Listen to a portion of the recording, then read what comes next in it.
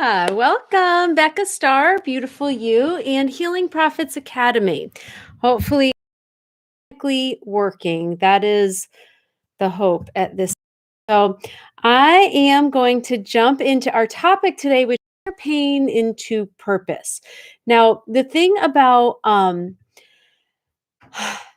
having the ability to do this, to turn any pain, big or small, it could be what happened when you were a child, it could be what happened last week, and your boss dismissed some idea that you brought to the table, or you could get cut off in traffic or get cut off in a conversation. These are things that happen to us in our life experience, and what we do with these things and how we interpret and process and have our overall perspective of these things that will help us either help more people in this world. So I usually speak to healers and massage therapists, spiritual entrepreneurs. Your ability to be able to process these things quickly and easily and see the good in them and how they give you actually purpose, more meaning in your life, the more successful you will be. So, the problem is that we suffer heartbreak or wrongdoings by others. Somebody harms us or we interpret it as a harmful experience. And oftentimes you will you have you will be able to make a choice there. It doesn't seem like we have the choice sometimes, but you can either decide to let that pain make you stronger or let that pain define you and be more about the pain becomes more about who you are than the actual gift in that pain. So now what happens is the pain sometimes that we can feel is because we have a need to be accepted and loved by others. And one of my very favorite books is The Four Agreements by Don Miguel Ruiz. And he writes about the ability to actually tolerate harm from someone else comes from our own level of ability to love ourselves. So we have a need to be accepted and loved by others, but we can actually only go as far as we accept and love truly ourselves. And so if we are in a toxic relationship or bad things happened or they are happening, then there's sort of like this deeper issue that it's because it's bad things don't happen because you don't love yourself, but stay with me and read the four agreements.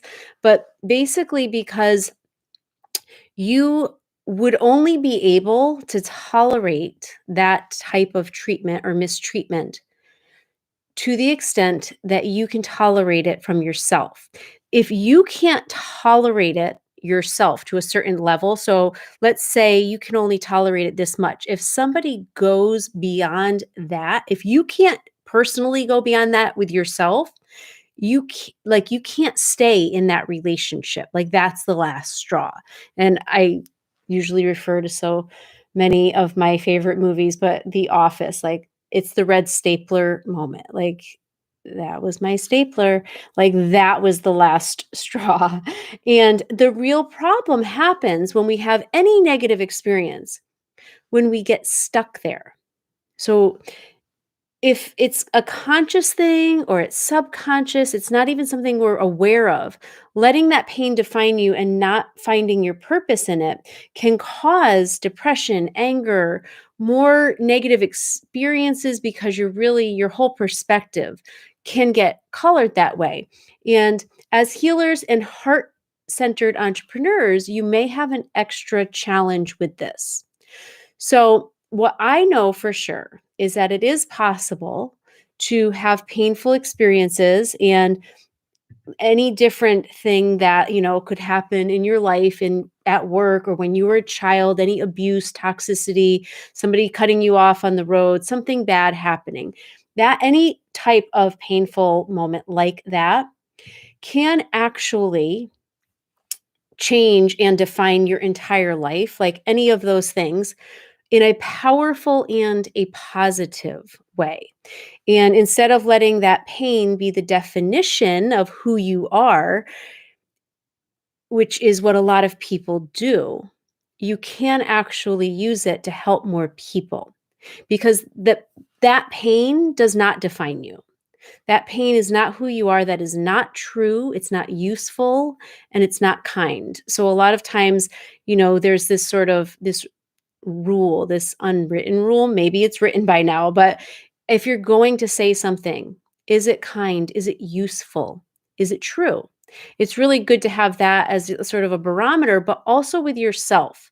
But it's easy to let that pain become more ingrained and define who you are. But you're doing that isn't going to help you actually help more people. And so, as healers, I want you to define your level of success, not just by the results that you get with your clients or how much money you might make, but also in your own healing, your own health, and your own well being.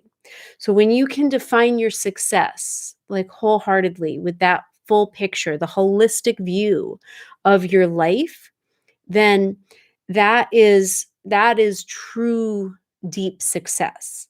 And when you can embody that, you actually attract people in a completely different way.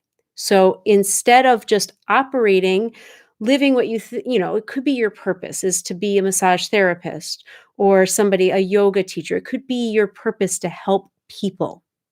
But then you don't really deal with your shit. So then things happen and you're not as full and open as a conduit to help the people that you are serving as much. And you're not actually living your full potential and able to be as successful. And the self worth, like what we kind of invest in that, can always be reflected in our net worth. And sometimes you can have a lot of money and not a lot of self-worth, but I don't find as much that the capacity we have for our self-love and our self-worth typically does show up in our net worth. And so if that sounds good to you, then I'm going to give you some tips on how to, let's find my list here, shift the story so that when you can see pain is not actually a bad thing. Healing is actually more important than the thing that created the need for you to heal. So pain is not bad. Loving yourself becomes the greater gift. So it's not the thing that happened that is where the spotlight should be on.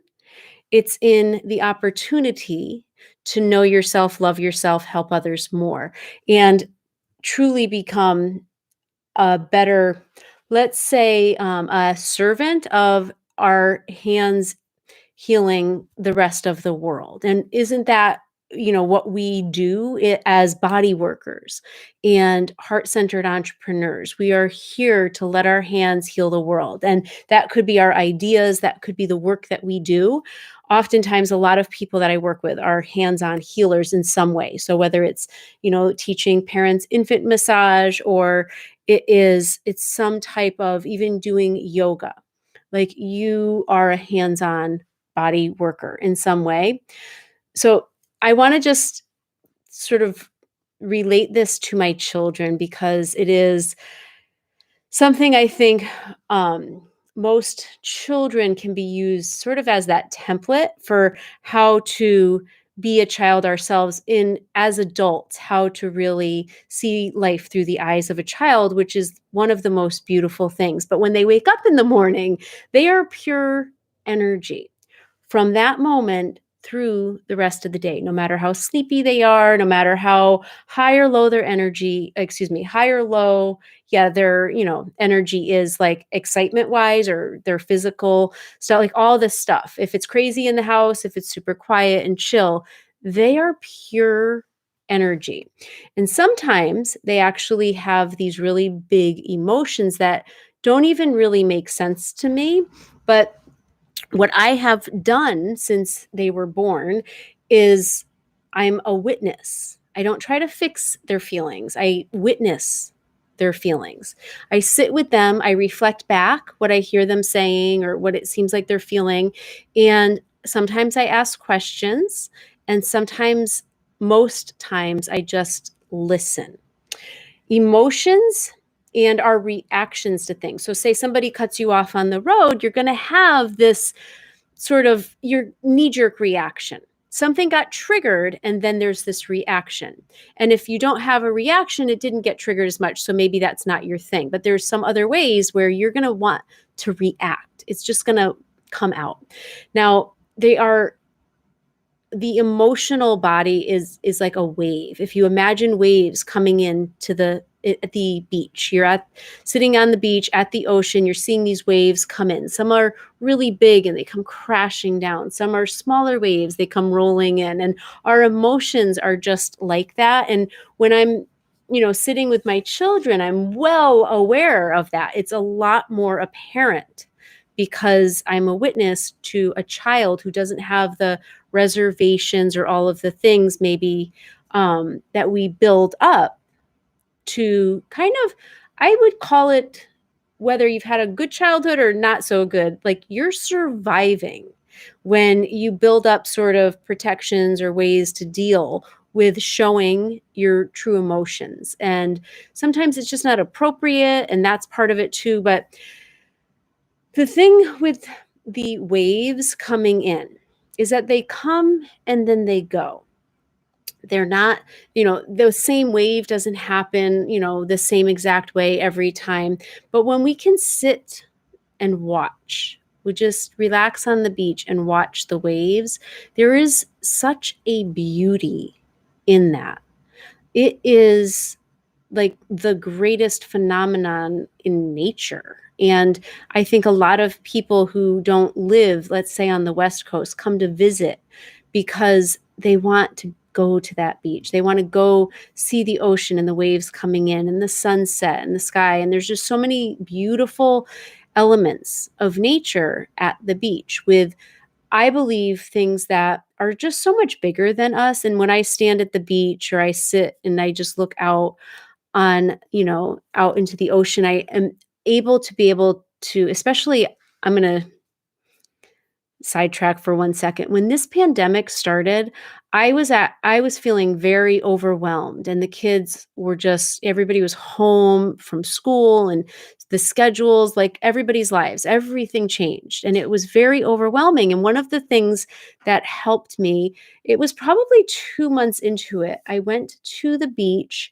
and I was able to just sit there and watch the ocean. And in doing that, it reminded me of how big God is, of how big the universe is. And it really put things in perspective for me.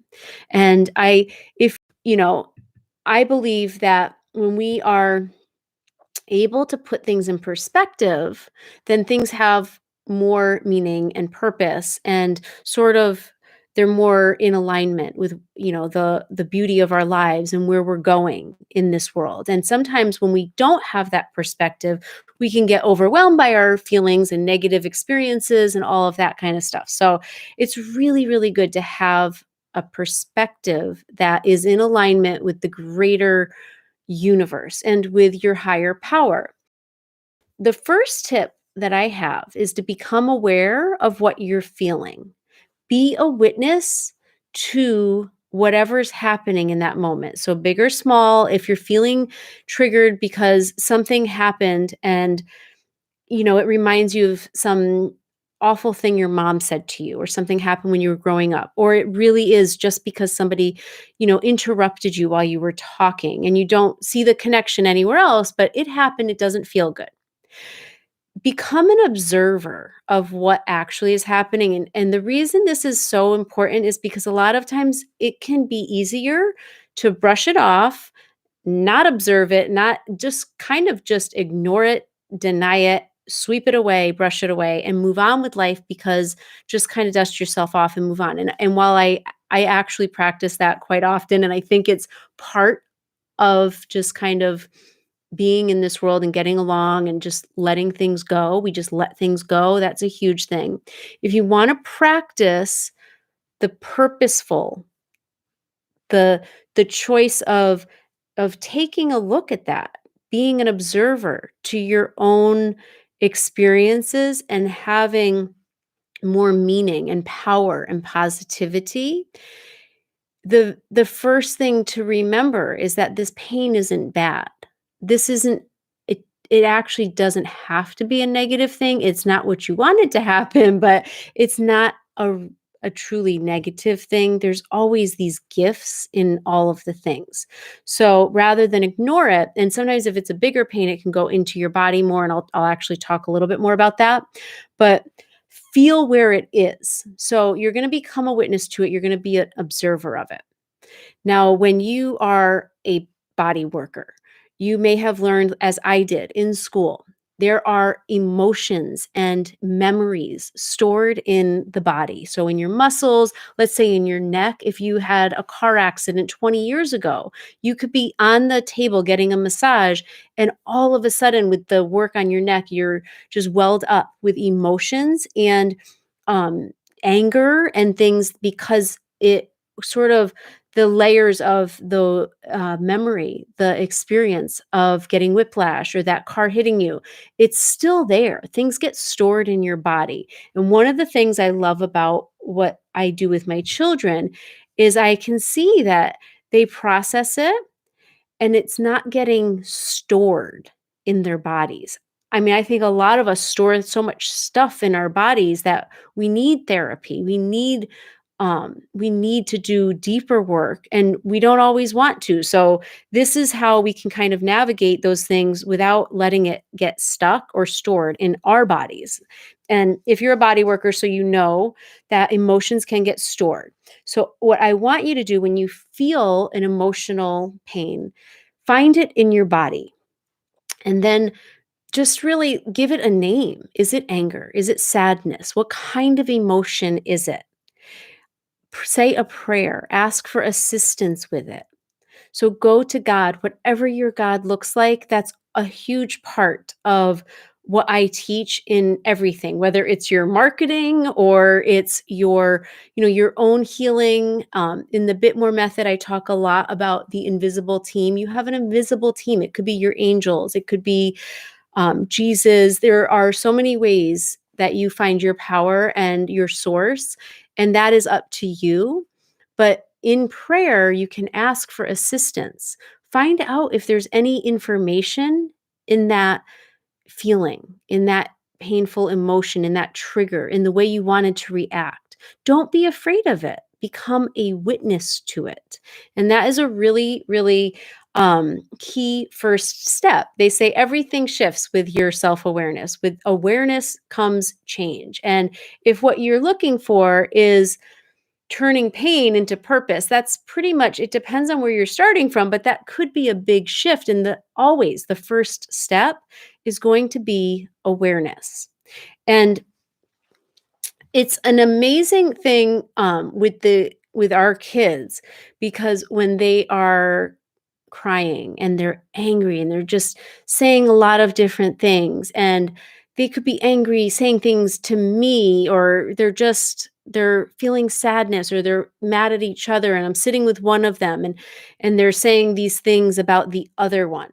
So I have a son and a daughter, and I sit and I listen. I don't try to fix it. I don't try to rush it along. I just let them say what they need to say. As long as they are not hurting themselves, they're not hurting me, they're not hurting anybody else, then I am truly an observer and I'm present. And when you go to God yourself as an adult with your emotions, you have the greatest witness. If you yourself are witnessing, there is a magic that happens in that observation. So in therapy, there's these techniques where you can um, be feeling some really big feelings, and you find it in your body and you just observe it, and you like actually just pay attention to where the emotion is or the pain that's you're feeling in your heart or wherever it is, like where is it?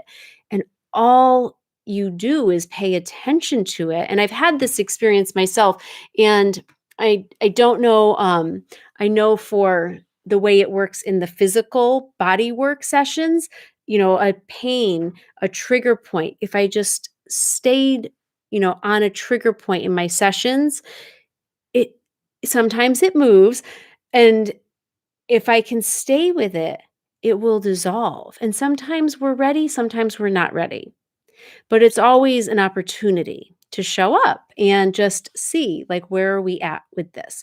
And so with my children, they could be crying it out, super duper angry. And then, I get to the end of, this wave of emotion, and some final thought, like it just comes out, I think you love her more. And that could be it could be something, or it could not be a real, like, thought that they have. Maybe they were embarrassed in school that day and they just had feelings about it, and I never hear the words, but there is some experience or a buildup of experiences. And so as children, they have it and they're just a ball of energy. So then if they don't kind of just release, and they're just so they're in perfect joy so often, they are so in the present moment.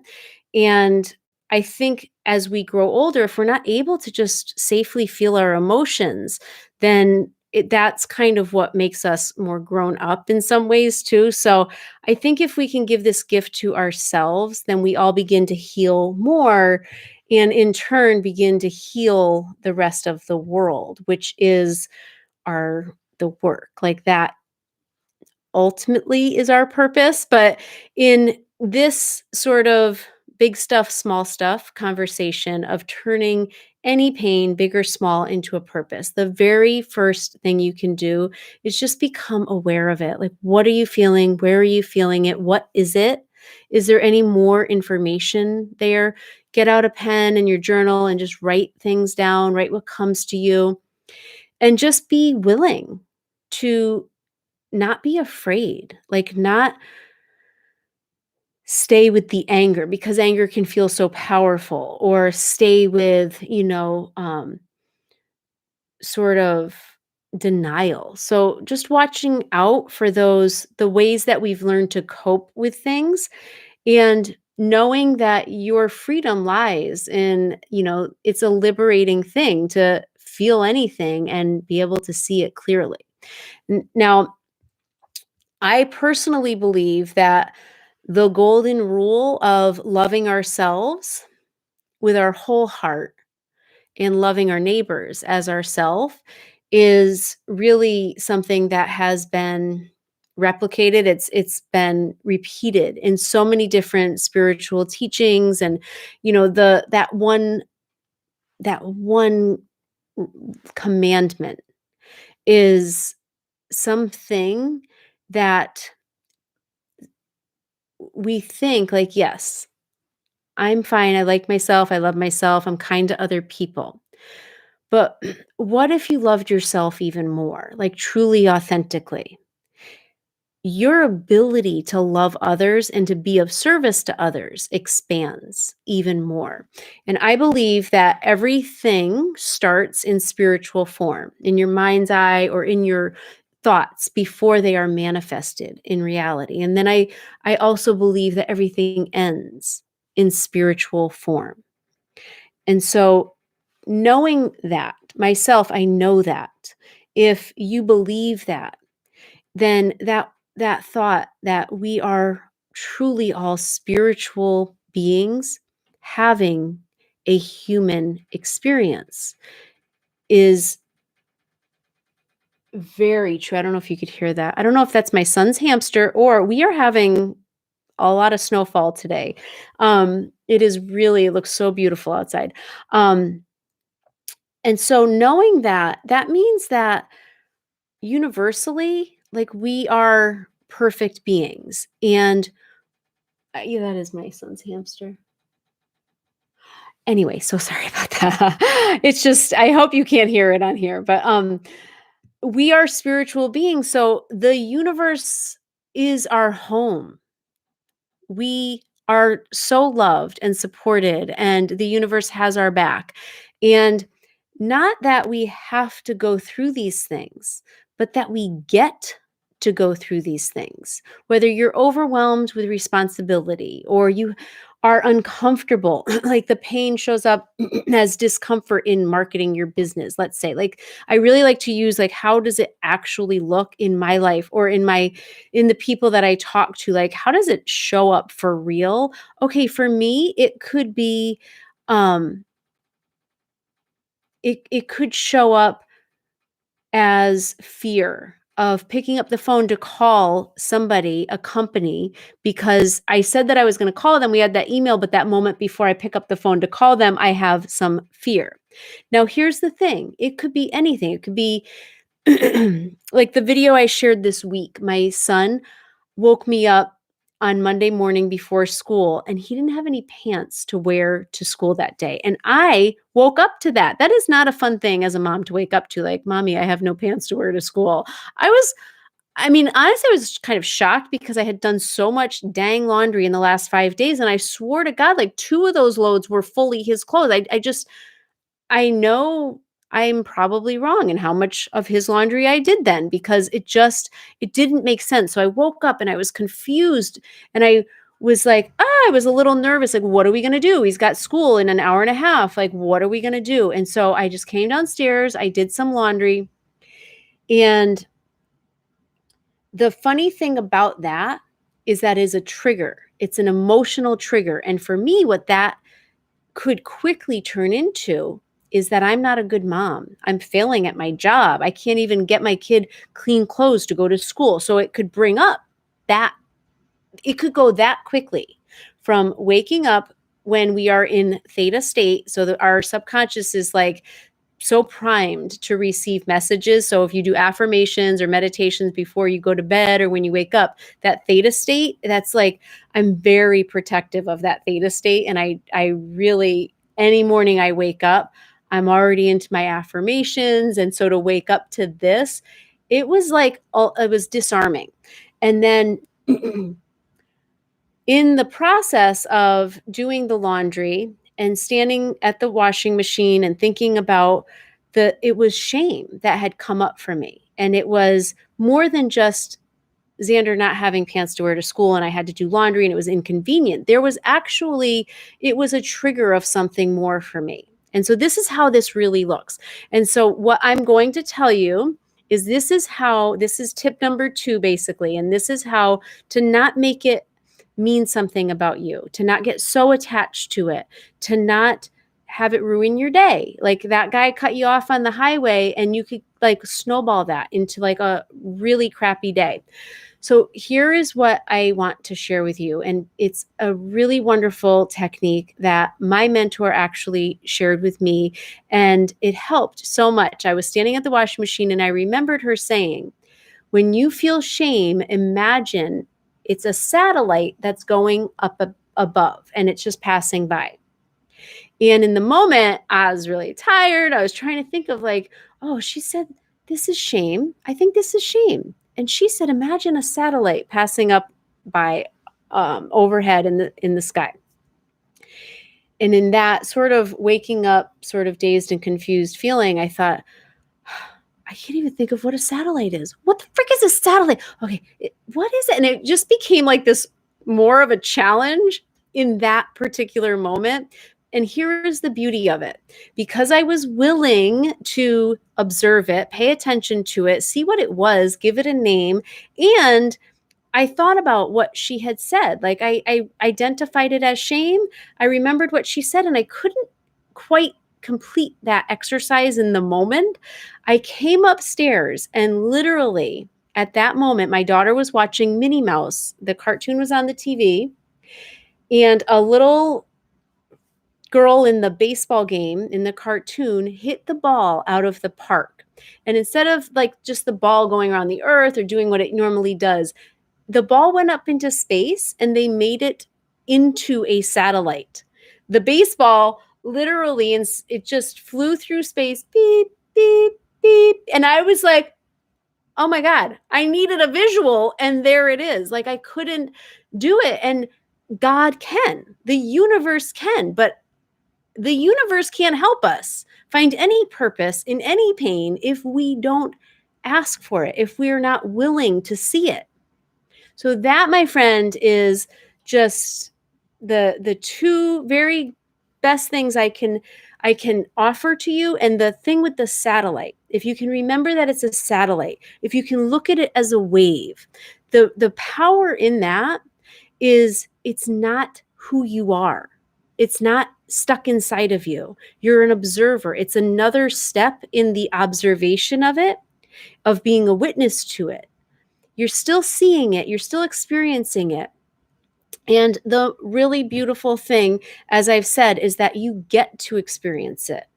Like, I get to do laundry for my son. My son gets to go to school. My son and my daughter get to have clothes that they can wear all the time and look really cool. And the funny thing is, I had already, like, the real reason he didn't have pants is because half of his clothes, I actually just, especially his pants, I put them in a bag to donate because he grew like 5 inches. And I thought he still had like 8 pairs of jeans. And that's what happens. Things sometimes, I don't understand. I don't understand why the guy cuts you off on the highway, or your boss doesn't like your good idea, or things don't work out, or why people treat you a certain way. Like, I don't know why that stuff happens in my life or other people's lives. I don't know why it happens, but this is what I've been teaching for years. And I have a whole program, Turn Pain into Purpose, because that is, to me, become the foundation of everything good. And it's not like it's a lot of work sometimes to do